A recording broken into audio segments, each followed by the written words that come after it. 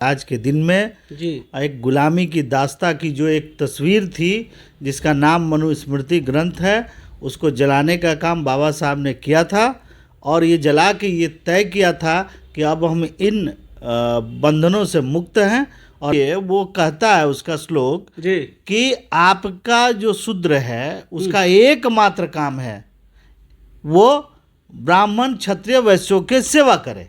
अब घर में जाके पोछा उछा लगाने का काम करे, आपकी स्त्रियां भी जाके वहाँ पोछा खाना बनाने का काम करे, जो पहले से परिपाटी चली आ रही, जो 5वें वर्ण में है, 4 वर्णों में नहीं है। 5वें वर्ण में। हाँ जी, बात समझ लीजिए बात को। ब्राह्मण क्षत्रिय और वैश्य शूद्र, शूद्र में कौन है? मान लीजिए जितने भी ईबीसी ओबीसी जातियां हैं में मनुस्मृति जैसा घृणित किताब को बैन नहीं करना चाहिए। ये सवाल है शासकों पर। तेजस्वी यादव उप मुख्यमंत्री से सवाल है। सनातन धर्म एक तरह का महामारी है। सनातन धर्म भी एक तरह का एप्स है, सॉफ्टवेयर है जो आदमी के दिमाग में घुसा हुआ है। जैसे अभी आप देखिए पूर्व डीजीपी ने क्या कहा कि ब्राह्मण जो है जन्म से श्रेष्ठ होता है। कई सुधारवादी होते हैं, एक होता है सुविधावादी होते हैं। हमारे अभी तक जितने भी नेता खास करके ओबीसी और दलित जातियों के हुए, ये सुविधावादी सुधारक थे। नमस्कार दोस्तों, देखिए कि अभी हम पटना में, जो बिहार की राजधानी पटना है, वहाँ पे आज़ाद समाज पार्टी का कार्यालय है और भीम आर्मी का भी कार्यालय है। वहाँ पे मैं मौजूद हूँ और यहाँ पे हमारे साथ बिहार के भीम आर्मी के प्रवक्ता डॉक्टर वीरेंद्र भास्कर जी हैं और भीम आर्मी के उपाध्यक्ष भी हैं। मैं इनसे बात करूँगा कि आज जो बाबा साहेब आज ही के दिन यानी 25 दिसंबर 1927 को मनुस्मृति जलाने का काम किए थे, और मनुस्मृति जलाने का क्यों जलाना पड़ा बाबा साहब को, मैं उन बातों पे सर से बात करेंगे। सबसे पहले सर, मेरा चैनल में आपका स्वागत है। सर सबको क्रांतिकारी जय भीम और आपका स्वागत है, शुभकामनाएं। कि आज के दिन में जी एक गुलामी की दास्ता की जो एक तस्वीर थी जिसका नाम मनुस्मृति ग्रंथ है, उसको जलाने का काम बाबा साहब ने किया था। और ये जला के ये तय किया था कि अब हम इन बंधनों से मुक्त हैं और हम संविधान की बात करते हैं, जो समानता की बात करते हैं। जलाना क्यों पड़ा सर? देखिए, मनुस्मृति जो है वो तमाम वेद और पुराण ये सब के एक श्रृंखला है जिसमें ये तय किया गया है कि किस तरह से शूद्रों को अपमानित किया जाए। अब आज की तिथि में भारत में संविधान लागू है और मनुस्मृति भी अपने आप में एक संविधान था जो ब्राह्मणों द्वारा या ब्राह्मण ग्रंथों द्वारा सामाजिक ताने बाने को तय किया गया था। उसमें क्या किया गया था?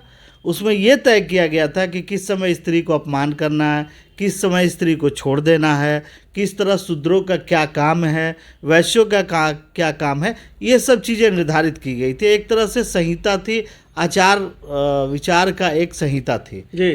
तो उस संहिता का हमारा विरोध इसलिए है कि उसमें शूद्रों को इतना अपमानित किया गया है, और दलित और अछूत जातियों को तो बात ही छोड़ दीजिए। आप समझिए, वो कहता है उसका श्लोक कि आपका जो शूद्र है उसका एकमात्र काम है वो ब्राह्मण क्षत्रिय वैश्यों के सेवा करे।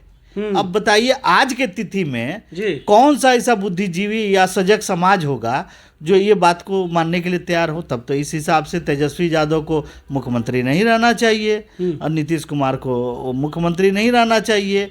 तो ये उप मुख्यमंत्री मोहनलाल जी है, मान लीजिए लोग मध्य प्रदेश के बने हैं, तो ये लोग सारे लोग तो सेवा का काम है। खास करके मैं मोदी जी से कहता हूँ, जो मनुस्मृति पर सबको शुभकामनाएं देते हैं, चिराग पासवान जी, अरे थोड़ा सा मनुस्मृति को पढ़िए सर। उसमें आपका कार्य और आपका कर्तव्य निर्धारित है कि आप इन 3 वर्णों की सेवा करेंगे। अब सेवा क्या करेंगे? आप कलम तो चलाएंगे नहीं। अरे घर में जाके पोछा उछा लगाने का काम करें, आपकी स्त्रियां भी जाके वहाँ पोछा खाना बनाने का काम करें, जो पहले से परिपाटी चली आ रही। इसलिए इन सब चीज़ों का विरोध करते हुए मनुस्मृति का दहन किया गया था। तो दहन करना ही क्यों पड़ा सर? उसमें संशोधन भी तो किया जा सकता है। ये बड़ा दुर्भाग्य है इस देश में कि इस देश में सुधार की बात की जाती है लेकिन बड़े दोगले किस्म के सुधार की बात की जाती है। आप समझिए, प्रधानमंत्री आपके नेहरू जी थे, उन्होंने संविधान को अंगीकृत किया और वही संविधान को अंगीकृत करने वाले लोग आज तक इस देश में मनुस्मृति पर बैन नहीं लगाया, जबकि इस स्मृति पर बैन लगना चाहिए था, क्योंकि ये संविधान की बातों का विरोध करता है, समानता की बात का विरोध करता है। आप सोचिए कि नक्सल साहित्य को आपने बैन कर दिया, उसको पढ़ने वाले को जेल में भेज देते हैं। अभी राजद्रोह का मुकदमा चलाने के नए संशोधन हुए हैं। तो मैं ये पूछ रहा हूँ कि जो इस देश के सामाजिक ताने बाने को तोड़ता हो, देश की अखंडता और समरसता को तोड़ता हो, उस पुस्तक को क्यों नहीं बैन करना चाहिए? तो ये दोगली जो दिमाग में जो चली आ रही है शासकों को, वो बदलना होगा, नहीं तो ये देश कभी भी सुधर नहीं सकता। बहुत सारे लोग संविधान से ऊंचा मानते हैं सर मनुस्मृति ग्रंथ को। यही तो दुर्भाग्य है। तो फिर आप जो है, आपके साथ अगर भेदभाव किया जाता है, आपको अपमानित किया जाता है, और ख़ास करके मैं उन जातियों को कहता हूं जिनको अछूत अनटचेबल बोला गया था, जो 5वें वर्ण में है, 4 वर्णों में नहीं है, 5वें वर्ण में। हाँ जी, समझ लीजिए बात को। ब्राह्मण, क्षत्रिय और वैश्य, शूद्र। शूद्र में कौन है? मान लीजिए जितने भी ईबीसी ओबीसी जातियां हैं, मानने को तैयार हैं कहाँ सर? नहीं, पहले समझ लीजिए, नहीं मानना, चूंकि उनकी जागरूकता का लेवल कम है। अच्छा। आप कहीं से भी पढ़ लीजिए, समझ लीजिए कि चतुर्वर्ण व्यवस्था में शूद्रों का स्थान जो है सबसे नीचे है। और शूद्र कौन है? वैसे आप समझ ही गए, क्षत्रिय आप समझ ही गए, और ब्राह्मण भी आप समझ ही गए। तो शूद्र कौन है? जितनी भी ओबीसी और ईबीसी जातियां हैं, यादव, कुर्मी, कोयरी, केवट, कलवार, जितना लोग हैं, ये लोग सब लोग शूद्र आते हैं। और जो अछूत हैं, जो नमो शूद्रा हैं, चांडाल हैं, ये अब विभिन्न जातियां हैं, मैं नाम नहीं लूँगा, वो लोग तो उस वर्ण व्यवस्था में है भी नहीं, 5वें में। इसी कारण से बाबा साहब ने कहा था कि हम हिंदू हैं ही नहीं, क्योंकि हिंदू वर्ण व्यवस्था में हमारा कोई स्थान ही नहीं है। तो मेरा ये कहना है कि ये शूद्रों को सोचना है, और शूद्रों को लेते हुए हमें भी ये सोचना है, तमाम भारतवासियों को, कि क्या जो भारत का संविधान समानता की बात करती है, मानव प्रतिष्ठा की बात करती है, और सबको समान अवसर देने का मौलिक अधिकार बताती है, उस देश में मनुस्मृति जैसा घृणित किताब को बैन नहीं करना चाहिए। ये सवाल है शासकों पर। तेजस्वी यादव उप मुख्यमंत्री से सवाल है नीतीश कुमार जी पे कि आप शूद्र हैं। नहीं मानते शूद्र सर अपने आप तो क्या है? किस ग्रंथ में दिखाएंगे कि वो शूद्र नहीं है? मानने को तैयार है। सिर्फ अखिलेश यादव जो एक्सेप्ट किए हैं कि हम शूद्र हैं। वही तो मैं कह रहा हूँ, क्योंकि ज्ञान नहीं है, इसीलिए तो ये सेवा कर रहे हैं। वोट होता है ओबीसी का, वोट होता है दलित का, और देश का नेता कौन बनता है? अटॉर्नी जनरल कौन बनता है? तो ये सेवा करने का ही काम कर रहे हैं। ये मनुस्मृति का ही प्रभाव है।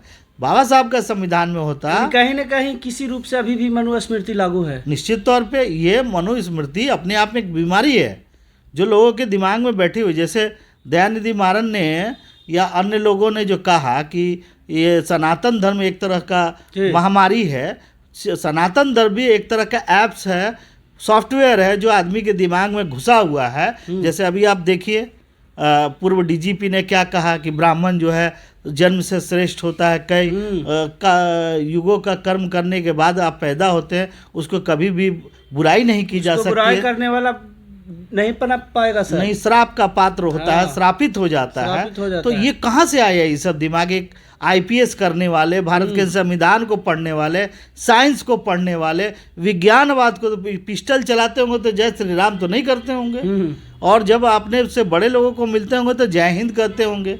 तो ये लोगों के दिमाग में एक ऐप भरा हुआ है जो इस सब चीज़ों को रन करता है। ये एक तरह का वायरस है और ये सारे सिस्टम को करप्ट कर देता है। इसी कारण से बिहार, यूपी, खास करके उत्तरी खंड में ये ऐप इतना ज़्यादा कारगर, इतना वायरस कारगर है कि सारे सिस्टम को बिगाड़ देता है और जातिवाद की बुला देता है।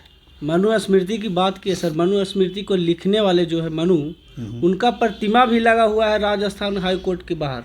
देखिए, मैं ये क्या कह रहा हूँ कि इस देश के जितने भी शासक हुए उनकी ये दोगली नीति, इस देश को उन्होंने एक सुधारवादी होते हैं, एक होता है सुविधावादी होते हैं।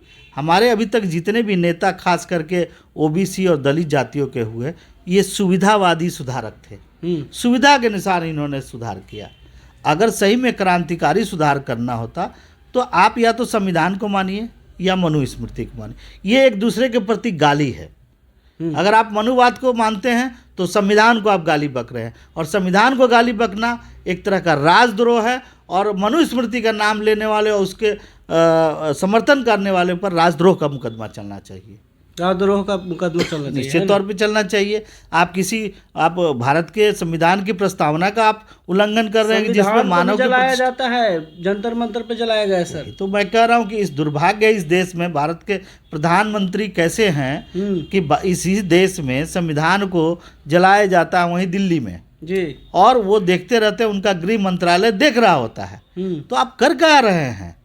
देश के विरुद्ध जो आवाज़ें उठ रही हैं उस पर आप ध्यान नहीं देते हैं, बल्कि आप सीमा पे मर रहे हैं लोगों को उस पर भी ध्यान नहीं देते हैं। आपका क्या ध्यान है कि मांस कहाँ कट रहा है, क्या? ये सब तो आईएएस या पदाधिकारियों का काम है, इसमें नेताओं का क्या काम है? लेकिन ये अपना जो एजेंडा है सिर्फ नफरत फैलाने का काम कर रहे हैं और लोगों को अपमानित करने का तरह तरह से ये कानून बनाते रहते हैं। तो देखें कि हमारे साथ डॉक्टर वीरेंद्र भास्कर सर थे और तमाम मनुस्मृति के ऊपर तमाम बातें हुई, तमाम प्रतिक्रिया दिए। बहरहाल आपका क्या प्रतिक्रिया है कमेंट बॉक्स में दें, वीडियो को ज़्यादा से ज़्यादा शेयर करें। फिर मिलते हैं अगले वीडियो में, तब तक जय भीम।